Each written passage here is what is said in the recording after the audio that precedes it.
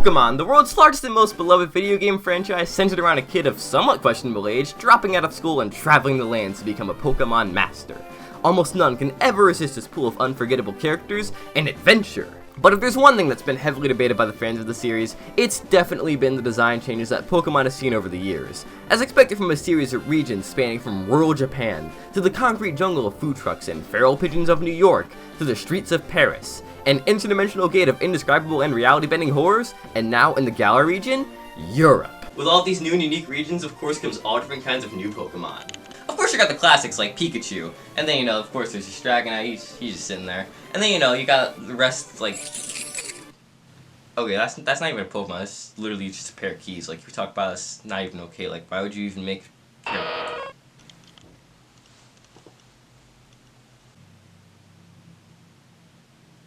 I think it can probably be universally agreed upon that since the beginning of the series, their art style has changed a lot. Some would argue for the better, others for So I wondered, what exactly goes behind the design of a Pokemon? How did we go from this to this? Hey everybody, I'm Thomas Flash, and today we're gonna get to the bottom of why Pokemon designs keep getting weirder.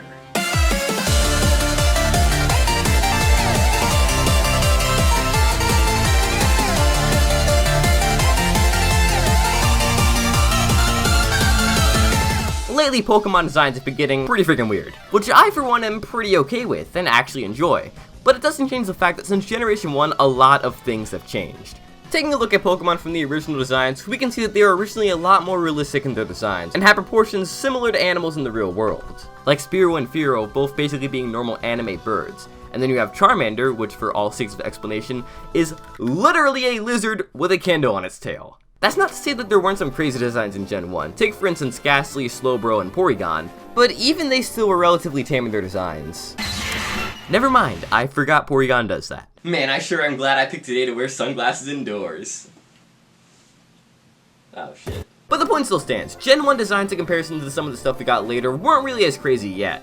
And that's because, surprisingly, in this case, the sprites themselves came before the actual art designs, of which Ken Sugimori took up the challenge of translating to presentable art. And for the purpose of making these things recognizable, the man did great. I mean, you put me in a room, slap this thing in front of me, and tell me, good luck! I don't think I could have made it look as good as the Primate we ended up with. And that's probably why the Pokemon themselves look so much better and iconic in their final versions. Without the art style change, some of these Pokemon just would have been plain unrecognizable. I mean, Jigglypuff just looks like he's tripping balls over there in the corner, Wigglytuff definitely had some whatever he's having, and then Ditto is still...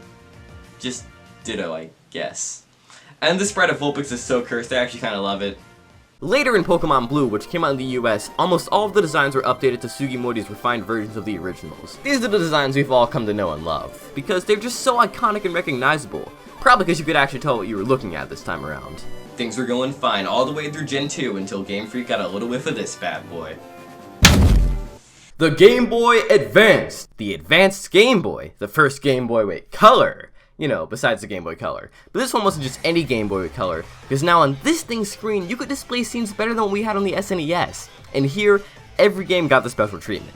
New Mario, that's great, give him a golf stick and a tennis ball. Even better, you like Zelda, here's 4 of them. But most importantly, Pokemon Ruby and Sapphire. It's like Red and Blue, but they're rocks this time around. And with the shifting consoles, this is where they started to get a bit crazier in the designs. I mean, look at Mudkip and just ask yourself, what is this glorious creature? Oh, it's an axolotl. That's cute. But it doesn't matter that it's an axolotl, because every part of his design and colors just scream water-type starter. In fact, all of the starters are kinda like this. Trico, what would just be a normal lizard, instead pops out with bright jungle colors, and later in his evolution line gets to have parts of that jungle aesthetic everywhere in his design. On his tail, on his back, even leaf-like blades on his hands. And Torchic might just look like a normal chick, but... Wait, what the heck, it actually is just a normal chick. Wrong! Look at the top of his head! That little tuft of feathers definitely looks like a flame to me, and on his wings, or coat, or whatever these things are, remind me of an explosion!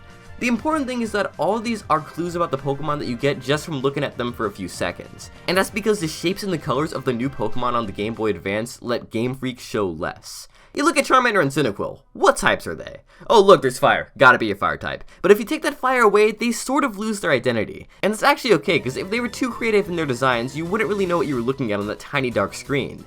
But with a high resolution and a whole 100-something colors, they could add smaller details that reveal all the information about the Pokemon without being so in your face about it. That's also because when designing a Pokemon, Sugimori likes to make them recognizable even in a silhouette. Who's that Pokemon? It's Torchic! Oh god, what is that thing? Beta Torchic. Yeah, I can't really say I miss this one all that much, but notice, even with these two massive propellers lodged into its head, they still kept the little flame-shaped tuft of feathers in the back for you to see when battling with them. And the design evolved to make that detail one of its defining features. You know what, I just think in general that the Hoenn region was kinda like the Amazon rainforest of Pokemon. There's a lot of stuff that looks like it should kill you, but then there's a lot of stuff that really looks like it should kill you.